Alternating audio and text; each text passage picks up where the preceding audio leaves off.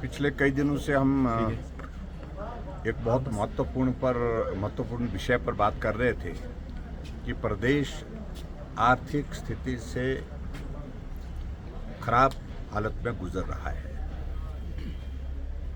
और बार बार इस बात को लेकर के मुख्यमंत्री जी ने भी कहा, कई सभाओं में कहा, कई कार्यक्रम में कहा, विधानसभा के अंदर भी कहा। और यहाँ तक कि विधानसभा के अंदर उन्होंने एक स्टेटमेंट दिया जिसमें उन्होंने कहा कि मंत्री और सीपीएस 2 महीने तक अपना सैलरी और ऑनरेरियम जो है उसको विलंबित करेंगे, यानी कि दो महीने के बाद लेंगे। और स्वाभाविक रूप से इसकी गंभीरता को समझते हुए हम अच्छी तरह से जान सकते हैं कि प्रदेश का आर्थिक संकट के दौर में से गुजर रहा है। और आज 2 तारीख है महीने की, सितंबर की 2 तारीख है। सैलरी 1 तारीख को ही कर्मचारियों को और पेंशनर्स को पेंशन मिल जाती है, लेकिन बहुत लंबे समय, मुझे याद नहीं पहले कब ऐसा हुआ है, जबकि 2 तारीख होने के बावजूद भी अभी तक कर्मचारियों को सैलरी नहीं मिल पाई और जो पेंशनर्स हैं, पेंशनर्स को पेंशन नहीं मिल पाई। इसका मतलब क्या है कि जो हम कह रहे थे कि वो बात सत्य है कि प्रदेश में आर्थिक स्थिति खराब होने की वजह से हिमाचल दिवालियापन की ओर बढ़ता जा रहा है। और मैं इस बात को लेकर के हैरान होता हूं, कई बार मुख्यमंत्री बोलते हैं कि हालात खराब है और कई बार मुख्यमंत्री कह देते हैं कि हालात खराब नहीं है, आर्थिक स्थिति खराब नहीं है। और विचित्र तो तब लगता है जब मुख्यमंत्री जी इस बात का जिक्र करते हैं कि 2027 तक हिमाचल पूरे देश का सबसे समृद्ध राज्य होगा। ये सारी चीजें कल्पना से परे की हैं। यहाँ सैलरी और पेंशन देने के लिए पैसा नहीं है। आउटसोर्स में जो कर्मचारी हैं उनको 6-6 महीने की सैलरी नहीं मिल पा रही है। एचआरटीसी के कर्मचारी हैं, उनको समय पर वेतन नहीं मिल पा रहा है। कर्मचारी सचिवालय के बाहर अपना धरना दे रहे हैं, प्रदर्शन कर रहे हैं, उनको डीए की किस्त जारी नहीं हो पाई जब से सरकार बनी है। उनको मेडिकल रिइंबर्समेंट नहीं मिल पाई। उनकी और जो सुविधाएं जो मिलने थे, जो पर्क्स, जो और भी सारी चीज़ें रहती हैं, वो भी विलंबित किए गए हैं। तो उसका अभिप्राय है कि हिमाचल प्रदेश एक घोर वित्तीय संकट के दौर में से गुजर रहा है। इस बात को हमको स्वीकार करना होगा। आज हिमाचल प्रदेश की विधानसभा के अंदर हमने नियम 67 के अंतर्गत स्थगन प्रस्ताव दिया था। ये हालात हिमाचल के लिए अच्छे नहीं है, इस पर चर्चा होनी चाहिए। जब कर्मचारियों को आप 2 तारीख होने के बावजूद सैलरी नहीं दे पा रहे हैं और पेंशनर को पेंशन नहीं दे पा रहे हैं, तो तुरंत चर्चा होनी चाहिए सारे विषयों को रोक करके। लेकिन उसके बावजूद भी चर्चा नहीं दी गई है।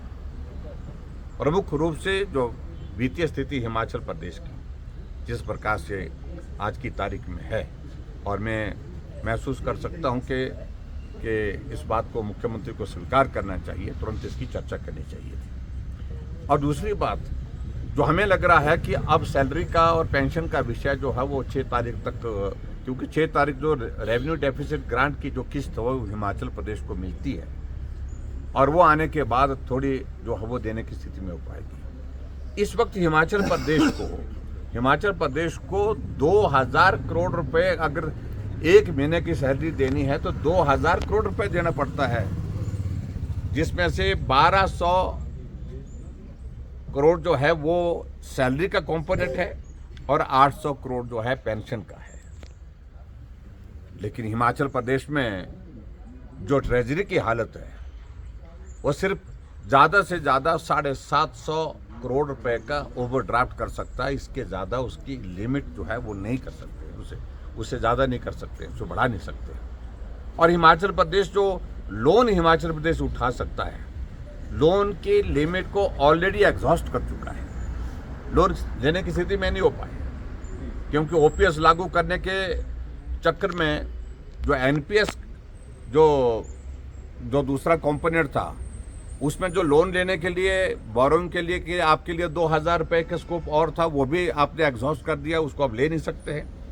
तो ऐसे हालात में हिमाचल प्रदेश में एक आर्थिक संकट पैदा हो गया है, जो सबके लिए चिंता का विषय बना है। कर्मचारी और पेंशनर्स के लिए बहुत बड़ी संकट है। स्कूल के बच्चों की फी देनी है, EMI कटती है, हर महीने की कटती है, सैलरी नहीं आई तो कहाँ से कटेगी। और उनके रोज़मर्रा के जो खर्चे, जो प्लान होता है हर महीने का एक कर्मचारी का, क्योंकि सैलरी आती है तो उसमें से जो पैसा कटता है उसी से सारा उनका चलता है। तो सारा का सारा कर्मचारी वर्ग जो इस वक्त जो है बहुत परेशानी के दौर में से गुजर रहा है।